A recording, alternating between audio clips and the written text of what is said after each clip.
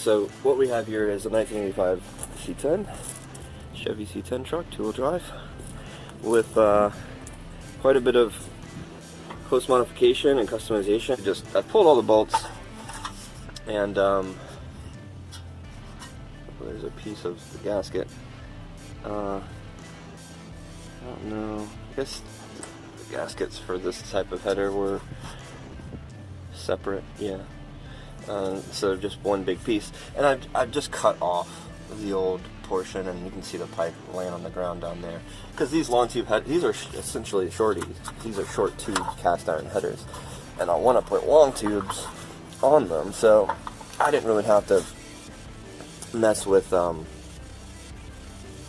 wasn't gonna mess with those rusty bolts down there for the connector.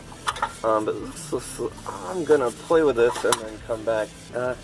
I believe the driver's side, you can go in from the top, according to other YouTubers, and then the passenger side, you gotta come in through the bottom, or I might have that backwards. So we're gonna play with this, and then show you how the eBay headers work. Okay guys, so we're back. Got the old cast iron header out. It is on the ground over here.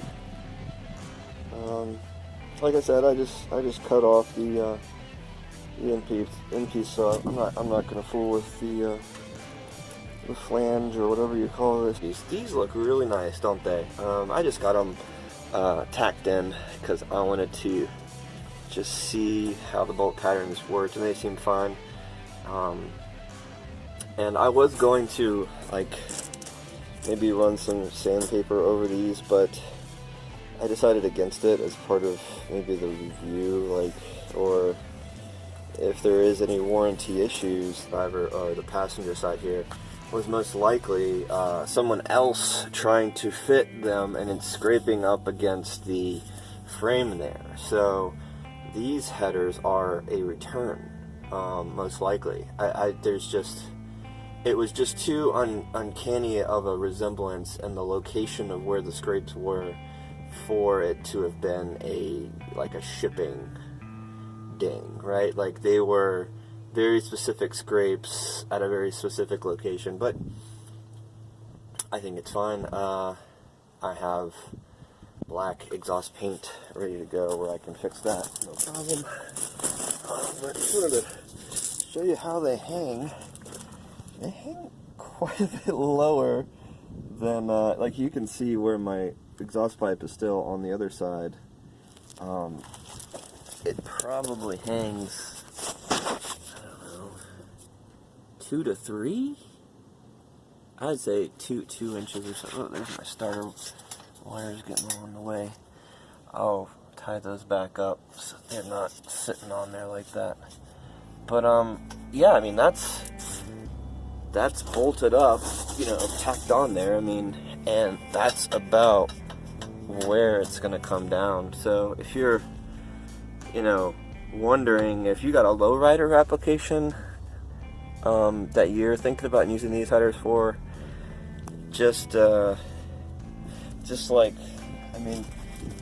if it's on this specific kind of truck, right? Like, the headers are going to be pretty much in line with your lower control arm there. So you're probably okay, but just keep that in mind.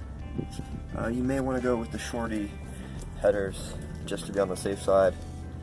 So I will need, because I have 2-inch pipe, and I'm cheap, and I don't have a lot of money to put into this truck. I'm just trying to get it in a decent enough shape to be a decent, reliable work truck, and so I'm not really trying to restore this thing. I'm just trying to, it was just horribly mistreated, right? And I'm trying to it has these glass pack mufflers on it. It's really loud. I don't really like it, but it is what it is. I have to work with it. I mean, I don't have the reducers with me. I think the reducers are probably 2.5. So, yeah. So just keep that in mind. I don't think it's a big issue. But moving back over to the driver's side. Oh, before I move there, Yeah, these did go in from the top side, just so you know. It went in no problem. I had no issue at all. I just maneuvered it through the dipstick and, you know, got the spark plug. Definitely remove all your plugs as well.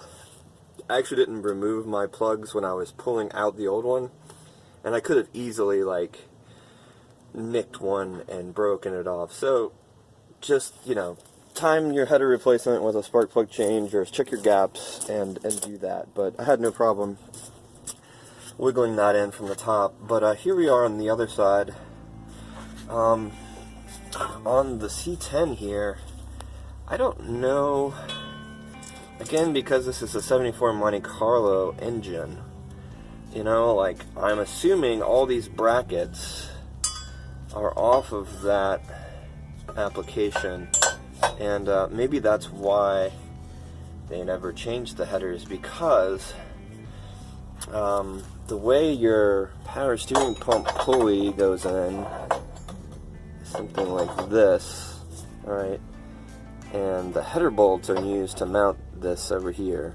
So I need to figure out a way, right, so that bolt goes in that hole, and I need to figure out a way, because now, you know, like, this isn't, you know, just using this bolt here to hold your pulley together, I mean, it's loose. It's definitely not.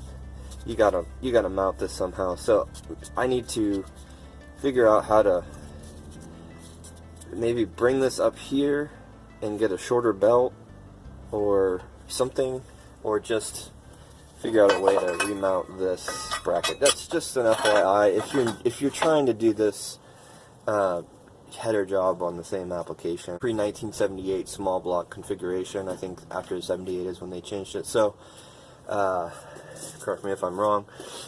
And so just FYI on that, you may need to end up reusing the original header bolts.